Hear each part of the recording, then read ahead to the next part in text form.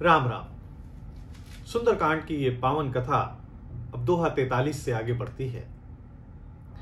अभी तक आपने सुना कि विभीषण जी भगवान श्री रामचंद्र जी की शरण में आ गए हैं और जब वो प्रभु श्री रामचंद्र जी से मिलने के लिए समुद्र के इस पार पहुंचते हैं तो वानर दल उन्हें वहीं पर रोक करके प्रभु श्री रामचंद्र जी को ये संदेश देने के लिए आते हैं। सुग्रीव को ये संदेश सुनाते हैं कि रावण का भाई मिलने के लिए आया है।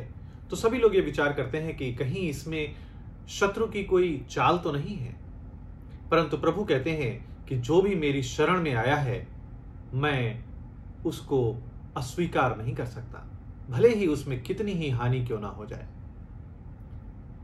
और इसके बाद क्या होता है उसकी कथा आप यहां से आरंभ होती है। कोटि विप्र बदला गही जाहू, आय शरण तजहु नहीं ताहू। भगवान श्री रामचंद्र जी बोलते हैं कि जिसे करोड़ों ब्राह्मणों की हत्या लगी हो, यदि कोई ऐसा व्यक्ति हो जिसने महापाप किया हो, करोड़ों ब्राह्मणों की हत्या का जिसके ऊपर पाप हो, वो भी यदि शरण में आए तो मैं उसे त्याग नहीं सकता, क्योंकि शरणागत की रक्षा करना ही मेरा एक दृढ़ संकल्प है। सन्मुख हो ये जीव मोहि जबहि, जन्म कोटि अग नासहि तबहि। प्रभु बोलते हैं कि जीव जब मेरे सम्मुख आता है, जो ही मेरे समीप आता है, मेरे सामने आता है, वैसे ही उसके करोड़ों जन्मों के पाप नष्ट हो जाते हैं। नारायण के दर्शन से जीवन धन्य हो जाता है, जीवन भव सागर के पार हो जाता है। हरि का नाम ही इस संसार के कष्टों का निवारण करने वाला है, जन्म मृत्यु के बंधन से मुक्ति देने वाला है। तो यदि कोई व्यक्ति उनके सम्मुख आ जाए, उनके साक्षात दर्शन कर ले, तो उसके सारे पाप कट जाते हैं। पापवंत कर सहज सुभाऊ, भजन मोर ते ही भाव न काऊ। प्रभु कहते हैं कि पापी का यही सहज स्वभाव होता है कि मेरा भजन उसे कभी भी सुहाता नहीं है। जो पापी व्यक्ति है वो भगवान के भजन में उसका मन नहीं लगेगा। जो पापी व्यक्ति है उसे भगवान का नाम भी सुहाएगा नहीं, वो भगवान के नाम से भी दूर भागता है। और जिस व्यक्ति का हृदय निर्मल है, स्वच्छ है, उसी का मन प्रभु के भजनों में लगता है। जो पे दुष्ट हृदय सोई होई, मोरे सन्मुख आव की सोई।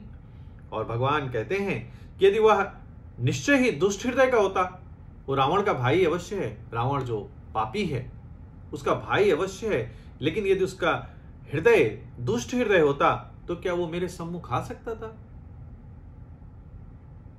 अंधेरा अगर उजाले के समक्ष जाएगा तो अपना अस्तित्व खो देगा। इसी प्रकार से पाप यदि पुण्य के सम्मुख प्रस्तुत होगा तो वो पाप कर्म का मिट जाना अवश्यंभावी है। तो यदि वो रावण का भाई विभीषण दुष्ट हृदय का होता तो बिल्कुल भी भगवान राम के सम्मुख नहीं आ पाता।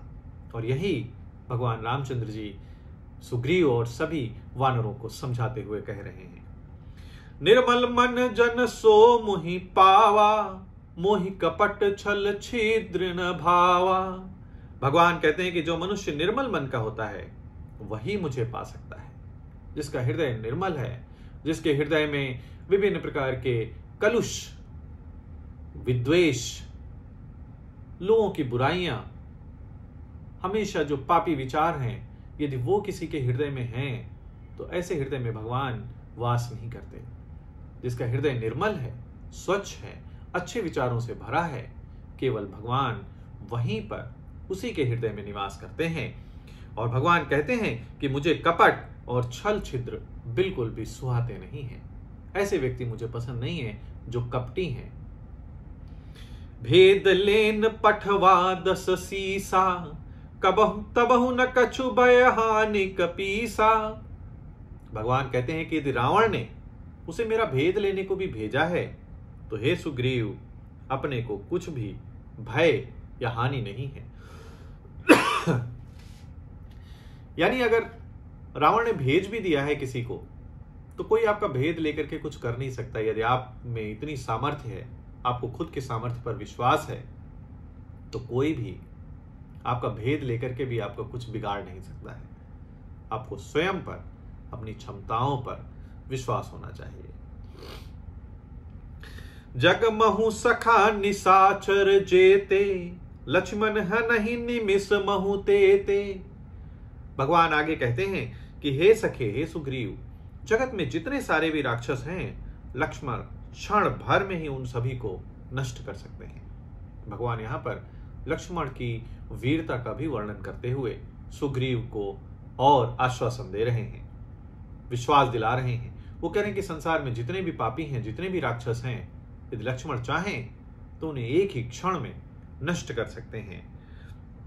जो सभीत आवा सरनाई, रखियो ताहि प्राण की नाई। भगवान आगे बोलते हैं कि यदि कोई भी व्यक्ति भयभीत होकर के मेरी शरण में आ गया है, उसे मैं अपने प्राणों की तरह रखूंगा। यानी मैं, व्यक्ति जिस प्रकार से अपने प्राणों की रक्षा करता है, उसी प्रकार से मैं अपनी शरण में आए हुए व्यक्ति की रक्षा करूंगा, सुरक्षा करूंगा। यह है भगवान श्री रामचंद्र जी का वचन कि जो प्रभु की शरण में चला गया वो प्रभु का हो गया। अब उसको स्वयं की चिंता करने की आवश्यकता नहीं है। अब भगवान स्वयं आपकी चिंता करेंगे। अब आप अपनी चिंता छोड़ करके प्रभु भजन में अगर लगे रहेंगे, तो फिर ये प्रभु की भी जिम्मेदारी है, उनका उत्तरदायित्व तो बनता है कि आपका ध्यान अब उनको रखना है। उभय भांति तेहि आनहु, हंस कहे कृपा निकेत। जय कृपाल कही कपि चले, अंगद हनु समेत। और कृपा के धाम भगवान श्री रामचंद्र जी ने हंस करके कहा कि दोनों ही परिस्थितियों में उसे ले आओ। यानी यदि वो हमारा भेद लेने आया है तो भी, और यदि हमारी शरण में आया है तो भी, दोनों ही परिस्थितियों में उसे मेरे पास लेकर के आओ।